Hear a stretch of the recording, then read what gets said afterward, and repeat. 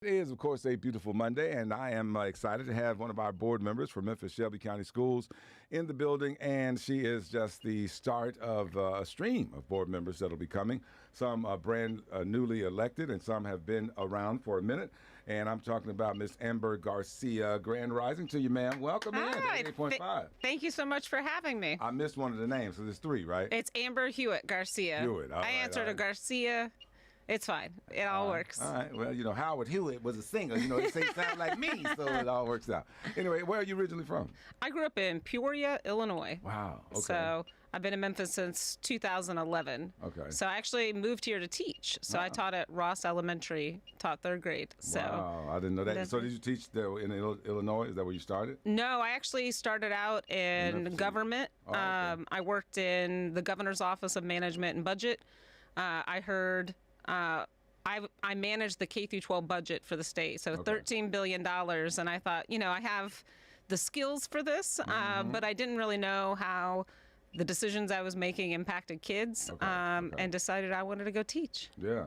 So, and now Peoria, that's not far from Chicago. That's right. It's about 3 hours south of Chicago, 3 hours north of St. Louis, so right in the middle of Illinois. Yeah. So what was it like growing up, though? Like in high school, were you a cheerleader? What kind of stuff did you do when you growing up? No one's ever accused me of being a cheerleader. What? I was definitely an academic, so I was in the top 10 of my class, Scholastic Bowl, student government. Like Girl Scouts forever. So definitely. So your time growing leadership. up was more civic and more leadership as opposed to running track and that kind of thing. Yes, I was not the athlete in school. I got really involved in politics in college. I was lucky to have some mentors who are still mentors today. So worked for some state senators. And worked for a bipartisan policy institute in college. Okay. So, that's what's up. What college did you go to? I went to Bradley University in Peoria, journalism and political science. Oh, wow. And then I got my master's at the University of Illinois in Springfield. Yeah. So, a lot of brothers and sisters? I actually have an identical twin. Wow. So that's girl or boy? A girl. Okay, so it's also when you were throwing out the names, I'm I'll answer to her name. Yeah. I grew up with that.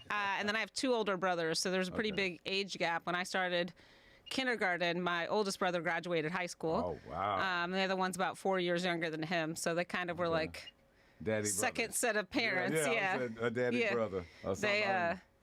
They said, you and Autumn you don't even know what parents were like. They let y'all do anything. And I was like, that's because we were good kids. Isn't that weird, though? Because I've seen your daughter. I've seen you with your daughter. Yes. But as parents with our kids, we're one kind of way. And then by the time we get grandkids, we are whole different, because we've learned. We figured this stuff out. That's right. But your kids are mad because you were experimenting on them. You know what I mean? That's right. My mom, we have 8 grandkids now between all the siblings, and she couldn't be happier. She goes, my favorite part is loving on them and then sending them home. There you go. That's me. That's me. That's right. All right. So a big family here in the city? No, my husband moved here from Dallas. Okay. He was working at UT Dallas in research, and St. Jude actually started a lab on the cancer he researches. Okay. Because they're one of the only places in the country that treats that particular type of cancer. Okay. So it's him, me, and my daughter. We don't have any family here. Yeah. So now, where'd you meet him? Your husband, I mean. I met him online. www.whereyouat.com. Okay. It's funny. When we moved here about 3 months after me. Okay. We actually lived in the apartment complexes next to each other, serious? and we met online. Are you serious? But he's a scientist nerd, and you heard my academic activity, prowess, that's how you meet folks. So y'all had a long philosophical conversation. It looked like, we y'all just kids. He said, you're the first person I went on a date with, and I said that he met online. I said, well, that makes sense. Why would you keep going? Exactly. Yeah. All right. So there is hope, folks who are maybe going in that direction. That's good. And so, at what point did you know that the Memphis Shelby County School Board was something that you even desired to even be a part of? What did you see? What was the catalyst to make you say, hey, maybe I should put my name in the hat? Yeah. So I've always been interested in public service. Okay. I think I grew up in a really low-income family. We had a lot of help, in different moments in our life. Okay. I actually ran for the Tennessee House in 2018. Okay. I challenged a 22-year incumbent, and I, of course, didn't win.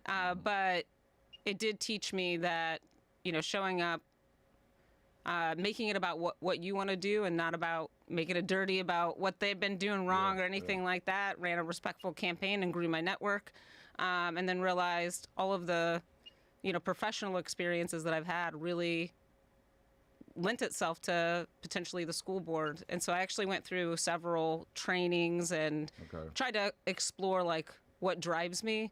And for me, like education is the great equalizer. I'm a first generation college graduate. My mom didn't graduate high school. My dad graduated high school, but my grandfather had a 4th grade education. He never learned to read. And I know like where I ended up in life was in part to a strong public education. And I just thought that I could show up and ask the right questions. I'm a homework girl, so I'll read everything in front of me. So I'd read the big PDF, and make sure that Memphis becomes a premier district across the country. Okay, you're 3 years in now. This is start of my 3rd year. Yeah. What was one of the surprising things that you learned when you first got in there? I know you were, anticipating and navigating new waters, but what was something that you didn't realize that, oh, wow. I mean, did you have one of those kind of moments? Yeah. I think the thing that has surprised me, everybody is aware of like the academic gains we want to make and, all of the things that families are facing that make, coming to school prepared tough. I think I was most surprised by our actual physical buildings. And how much work really needs to go into making the environments our kids learn in, getting them up to date, and just how much deferred maintenance we have, how big our footprint is, and how that contributes to our staffing, in particular teachers. And we're going through that this year. We're doing a comprehensive facilities plan, but it really, when I worked in Mayor Harris's office, was my first sort of foray into understanding facilities, and I think that is what has surprised me the most. Yeah. Some of the things that you hope for in this 2024-25 school year, what are some of the things that you're excited about now and that we anticipate moving forward? Yeah, I think you just mentioned one. I think facilities has to be a focus for us so we can get that. It's just really thinking about school board members' roles, that is managing our employee towards a strong strategic plan, and it is also allocation of resources. So just knowing how facilities impacts that. I think the second thing would be getting those wraparound supports for families. So really evaluating our partnerships for effectiveness. We have so many people in the community who contribute to supporting our families. So how can we hear so often, I'd love to help, so how do I get involved? So really plugging them in, figuring out how that contributes to the academics. And then I think the third thing has to be literacy. Reading is the foundation for an excellent education. You look at our data, you see science trends kind of match our literacy trends. And so is it that our students don't understand science, or is it the reading that is actually keeping them from achieving at the level that we know they can achieve, because our kids are bright and awesome. Yes, for sure. And I know you get to see them, which is my next question. Yeah. Some board members are more hands-on than others, and some, kind of get the information as it goes. But what is your style, and how active are you in your district? Do they get to see you every now and then, often? And what is your thought pattern on, because you got so many schools and it's so many activities, how do you kind of prioritize things? Yeah, I think principals and building level staff don't need me in their way most of the time. So if I'm invited, I love to go. When they reach out, I love to help. But I'm not a pop buyer. I'm not in the schools. And I think that's because I also am managing a full-time job, and I've got a small kid too. And also thinking about just the number of schools. I have about 15 schools versus some of our districts have 40, right?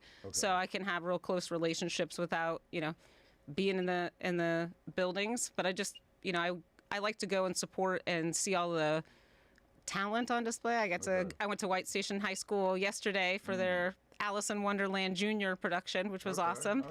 So I like to just see our kids shine.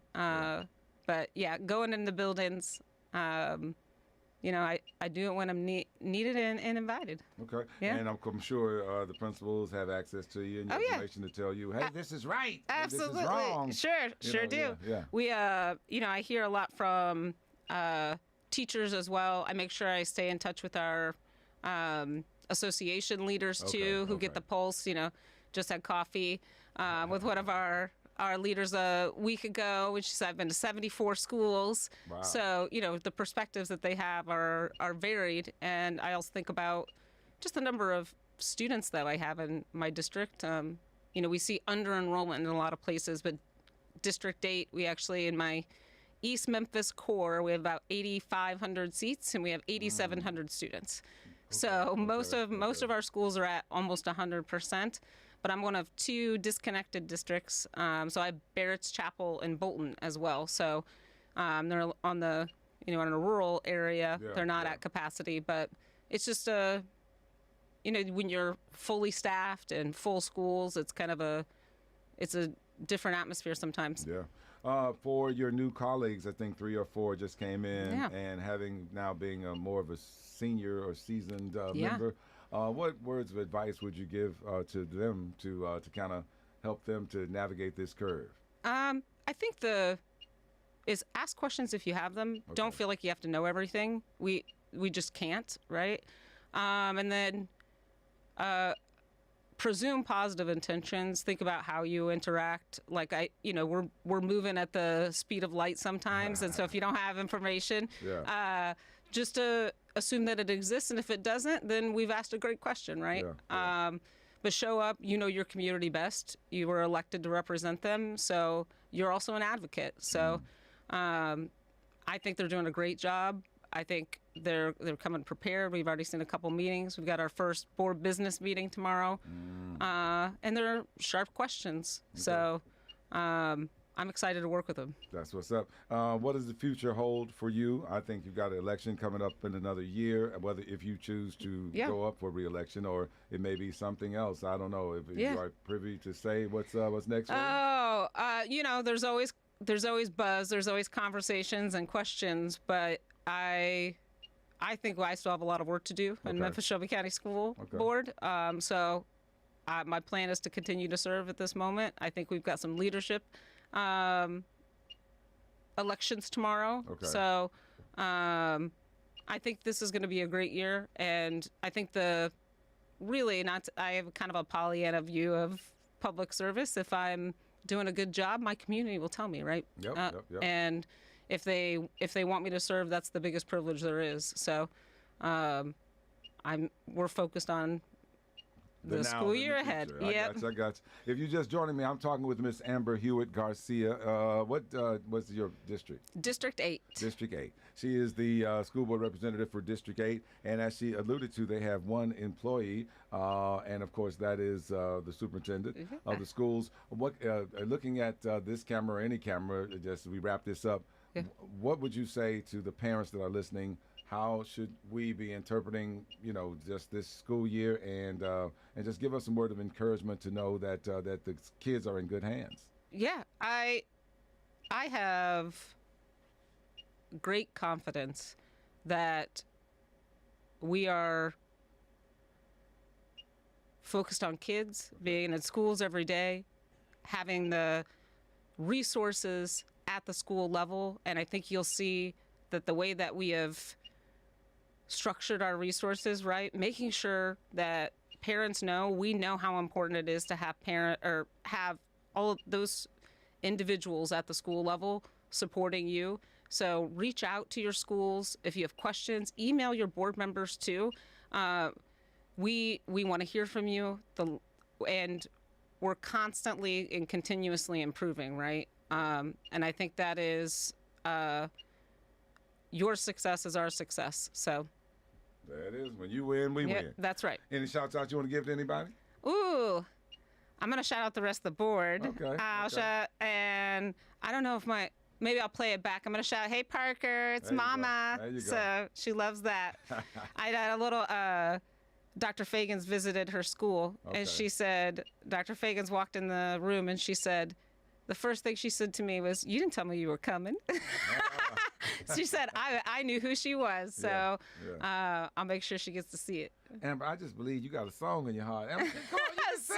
A song A in my song. heart. Can you sing happy birthday to the people? Happy birthday to you. Mm-hmm. Happy birthday to you. Happy birthday, dear people. Happy birthday to you. The first ever board member who has ever sang on the radio. I think. I'm not sure.